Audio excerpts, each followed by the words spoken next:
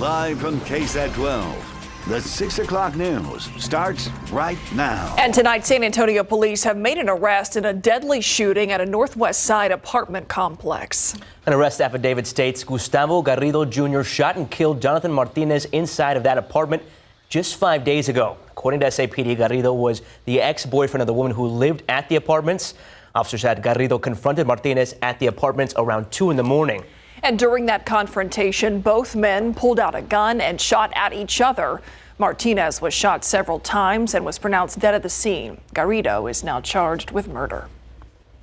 Nearly 7 years and finally a trial is underway. Paul Donaldson is accused of hitting and killing a man along I-35 while under the influence in 2017. Armando Ortiz was killed in that crash. Erika Hernandez was in court as testimony revealed exactly what was in Donaldson's system at the time of the wreck.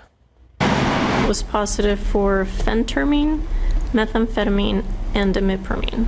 Toxicology results revealed 3 different drugs were found in Paul Donaldson's blood after he allegedly was under the influence and caused a head-on crash, killing 28-year-old Armando Ortiz on January 15, 2017. Donaldson is accused of driving on I-35 the wrong way for about 6 miles before crashing into Ortiz near Walsham Road. Donaldson was later tested twice, and that test revealed he had meth, a weight loss drug, and an antidepressant in his system. Toxicologist Veronica Hargrove revealed there were only trace amounts of each. It's a low amount of drugs, and it depends on how he's acting, whether he's impaired or not. Could it be from the drugs or something else? It's possible, but again, the drugs were low, so it's possible they weren't having their intended effect. Later in testimony, the state played a jail phone call to the jury of Donaldson talking to an unidentified woman, and he mentions he was told about having meth in his system. I already knew that you were sober, Paul, but I want to know if you're coming down off the meth or what? I don't know. They said they found some of that, but it's just a trace. The case is close to wrapping up and expected to go to the jury tomorrow. And if Donaldson is found guilty, normally the range of punishment would be a maximum of 20 years. But because he has a previous conviction from another county, that will go up to possibly 99 years. At the Cadena Reeves Justice Center, Erika Hernandez, KSAT 12 News. Thank you, Erica.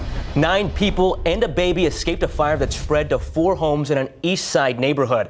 That fire broke out sometime around 5 this morning on Florida Street, not far from I-10 and South New Braunfels Avenue. Fire officials say the blaze started at a vacant home that was being renovated. According to fire crews, they were unable to stop it from spreading because it had been burning for some time before anyone noticed. It was a very large fire when it came in originally. Crews worked very aggressive to keep it to those 4 structures. To take a look at it, obviously talk to the neighbors and see what was going on. Fire investigators believe the flames started on the backside of the vacant home. The people who lived in the neighboring homes where the fire spread are now all looking for new places to stay. And tonight, a man is recovering in the hospital after being shot while he was stopped at a red light. That shooting happened around 2 this morning near Loop 410 and Perrin Bidle on the northeast side.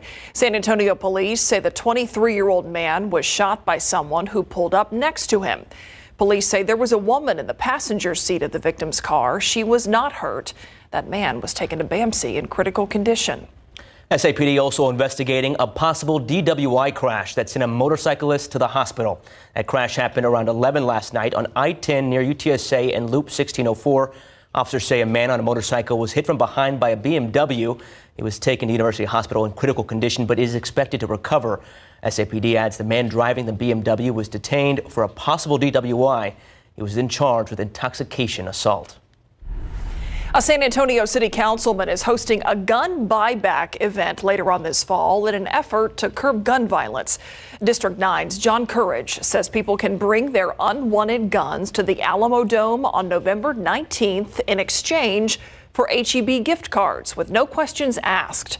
He says San Antonio police will collect the weapons and they will check if they were stolen or used in a crime. The councilman wants people to have an option to safely get rid of guns, which he says will then be destroyed. You know, there are too many problems with people who have been hurting themselves with weapons, family members who are afraid another person going through a crisis might use a weapon in their home to hurt themselves or others.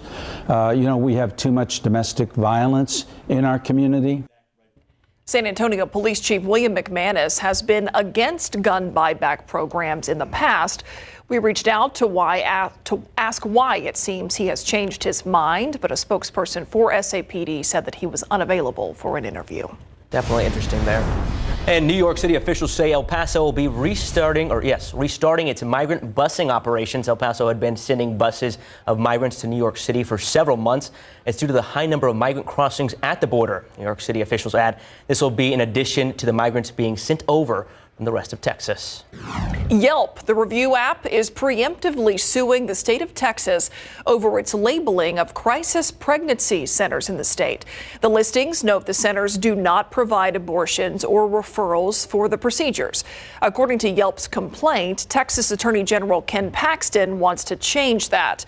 The company claims that Paxton plans to file a lawsuit against it, alleging deceptive trade practices. The app that provides crowdsourced reviews of local businesses argues the First Amendment allows them to make truthful statements to serve its users. Legal observers say that this move may open a new front in the fight between states and the tech industry over abortion restrictions.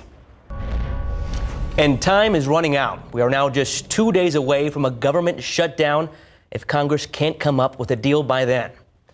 Over on Capitol Hill today, lawmakers are continuing to battle over spending bills, fighting among the Republican Party, making progress on a stopgap spending bill nearly impossible. Meanwhile, the Senate is working on a bipartisan bill that would keep the government funded through November 17th. A shutdown would mean workers like military members, Border Patrol, and air traffic controllers won't be getting paid. No money for the mortgage, for the cars, for the insurance, for the bills that we have. I'm starting to see routine mistakes in clearances being made because controllers are distracted. The Senate's bipartisan bill includes more money for Ukraine, but House Speaker Kevin McCarthy says he'll back a bill that includes more funds for border enforcement. Hundreds of students wondering what to do next after the Art Institute announced that it's closing several campuses, including the one here in San Antonio. Students were given little to no notice ahead of time. Our Jonathan Cotto tells us what organization is ready to help those students try to pick up right where they left off in efforts of finishing their education. We encourage you to complete your education at another school. That is the current messaging on the Art Institute's website, after announcing on Friday it will be closing 8 of its remaining campuses across the nation, including one here in San Antonio. When I heard the news of the Art Institute closing, it just broke my heart. Damaris Fike with Cafe College says those students impacted by the closure should not feel alone. That there's a community of support, and especially here at San Antonio Education Partnership, we have a team of advisors ready to help them in this next step, whatever that educational journey may look like. Anaí Rivera, a college access and success advisor for Cafe College, says navigating an unexpected school closure as a student can be a difficult process, but not impossible. A lot of basic level credits can transfer out to nonprofit schools.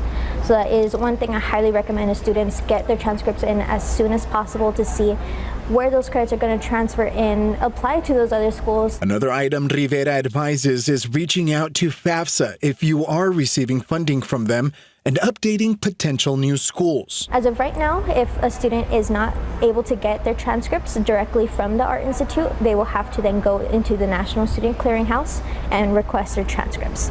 If they already have their diploma, that's going to have to come from parchment.com. Jonathan Cotto, KSAT 12 News. Let's take a look outside with live cam. Look at those clouds out there providing a bit of shade. We know our rain chances, they're kind of stepping down, but hopefully so are the temperatures. A little bit in the days ahead. It's nice to have those ornamental clouds today, by the way. Ornamental? Well, they're ornamental, don't you think? They're decorative. They're decorative, yes. Spice it up We're trying to think about Christmas to cool down the temperature. Myra's making fun of me. But you know what? After what we endured this summer, as I've said before, I will no longer take simple clouds for granted. No. Ever. Anyway, 96, that was our high temperature today. The average being 87. Now, this is important. Today is the latest 100-degree day on record in San Antonio. Does that mean it's impossible to hit 100 in the days ahead? No, but it's highly unlikely. And we've got a potential cold front to talk about for next week. I'll see you in a bit. Two good things there. Thanks, Adam. Let's take a look at a traffic trouble spot out here right now. Highway 90, Loop 1604. I know the camera is bouncing around here a little bit, but you can see a tow truck there, SAPD there on the scene of what looks like a wreck. Hopefully that's in the clearing stages, because it is certainly slow going because of that blocked lane here at 90 and 1604. And in the aftermath of the Robb Elementary tragedy, 2 nonprofits are working together to donate service dogs to the Uvalde community.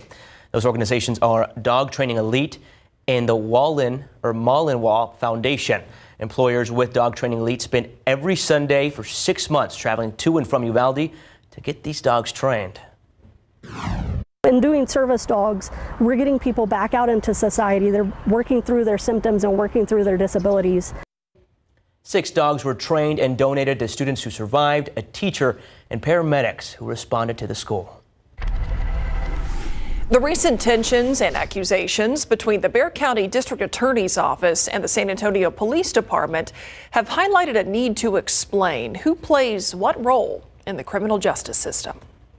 It profoundly impacts a lot of people's lives, but the vast majority of society, I think, sort of, gets along without ever really knowing that all of this is operating sort of in the background. We walk you through an arrest, setting someone's bail, and when the prosecution gets a case and more. It's all in a new KSAT Explains coming up at 6:30. Still ahead on the news at 6, people who have asthma can have more of a difficult time with illnesses like the flu on the rise. After the break, how Metro Health is helping kids.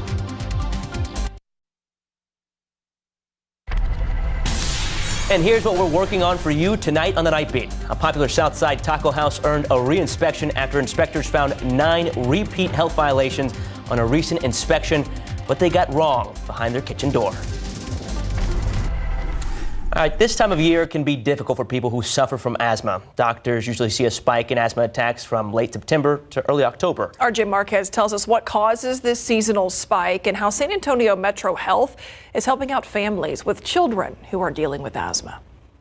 This is the worst typically between the start of school till honestly through the spring. This is the worst time for the kids that I see. Lauren Cunico is a community health worker for a city program called SA Kids Breathe. I go into people's homes and share with them and work with them on managing their asthma control. We help the families learn where there are triggers in their home. The program also teaches families that have children with asthma about how to properly use devices and medicines. There's a lot of different colored inhalers, and a lot of times children and parents confuse which ones are used for relief versus control. Here's all the resources available through SA Kids Breathe, which is a part of Metro Health. You can see that there's inhalers on the table. We also have cleaning aids as well, and also some very interesting visual aids that Lauren talked to us about. Now, all of these items are free for families that qualify for this program.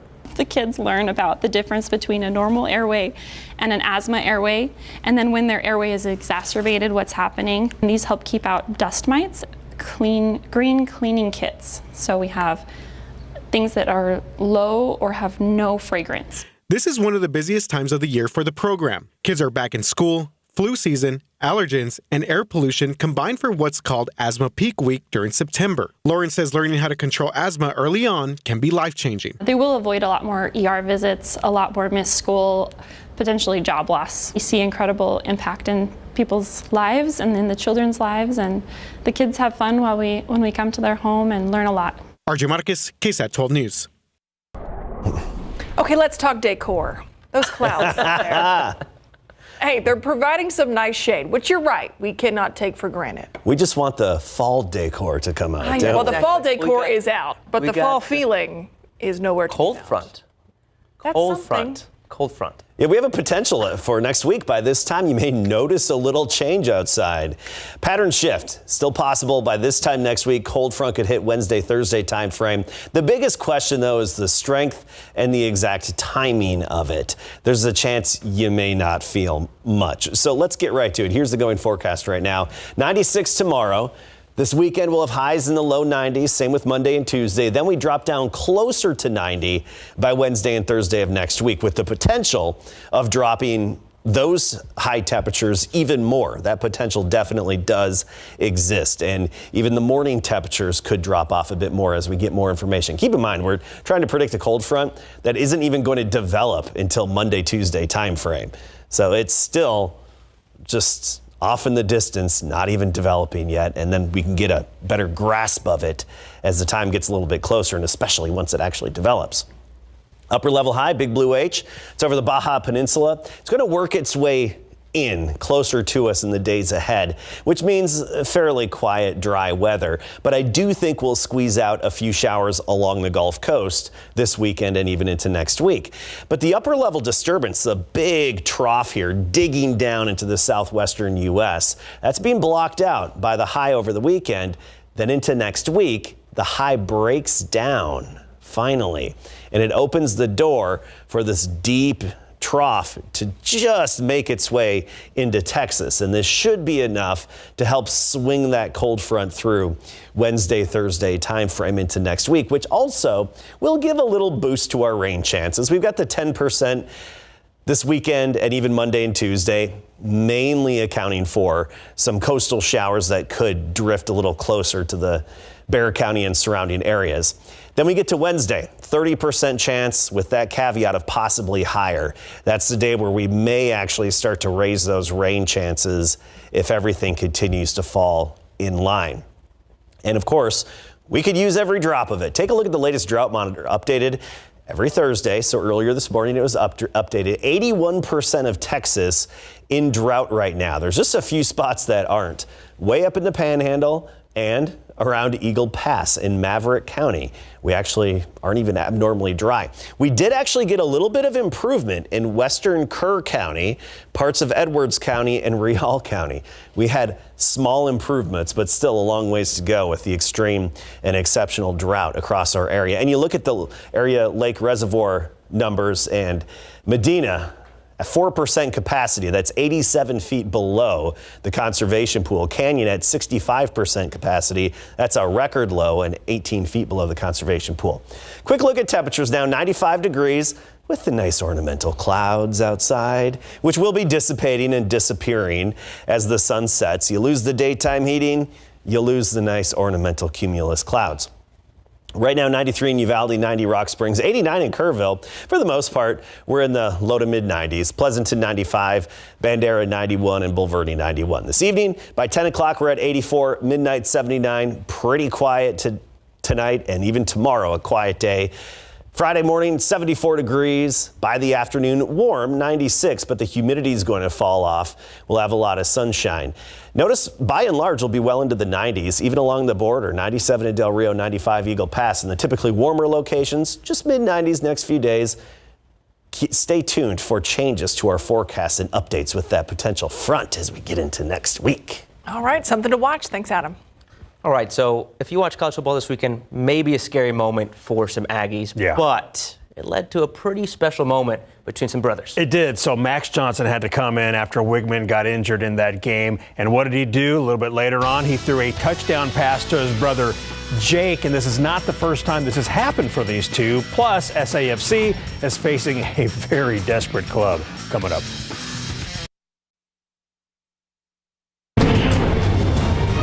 You Aggies might want to look away because things got a little scary this past weekend when starting quarterback Connor Wigman was injured due to a hit to his lower body, and now looks like he's done for the rest of the season. But the return of QB Max Johnson had this beautiful moment to it when he threw a touchdown pass to his little brother and tight end Jake Johnson. The Johnson brothers haven't had a moment like this since Jake was a sophomore in high school during the Georgia High School State Championship game, which they won. When asked this week if he thinks his big bro and former LSU quarterback can help the Aggies win more big games in the SEC, Jake had to remind everyone that Max has been doing this for a while.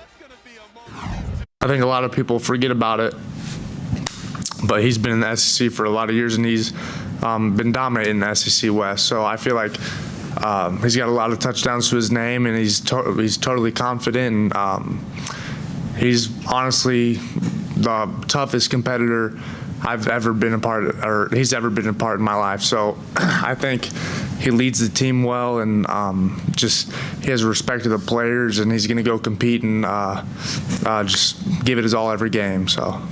Texas A&M will play at Arkansas Saturday at 11 a.m. Reports surfaced last week that the XFL and the USFL are going to merge, and today the two spring football leagues put out statements saying that's exactly what they plan to do. The XFL consists of 8 teams, including the San Antonio Brahmas, and the USFL also has 8 teams. KSAT 12 Sports reached out to the XFL to ask what this means for the Brahmas, and they told us, quote, "There is no additional information beyond today's announcement. As we noted, the agreement is subject to regulatory review. More details to come," end quote. With a playoff spot clinched, San Antonio FC will next head to Oakland. They play the Roots Saturday night at 9. With 2 games left in the regular season, San Antonio FC sits second in the Western Conference with 54 points, one behind leader Sacramento Republic FC. San Antonio still has a shot at grabbing the top spot. Now, Oakland is 7th with 41 points, and they hold the second to last playoff spot, so they cannot afford any type of letdown, and Alan Marcina knows it. I know the coach obviously very, very well, being former teammates with Noah. I know he'll have his guys organized. They're in that playoff bubble where 3 points really, really matter for them. Not to say it doesn't matter for us, of course. It does as well for us for different reasons. But definitely will be a playoff type game. Something that we prepare for all year since we have the mindset we play every game like it's our last game, so it won't be anything, say, new for us, but we can expect that the intensity in Oakland's actions will be there from start to finish based on them definitely needing the points.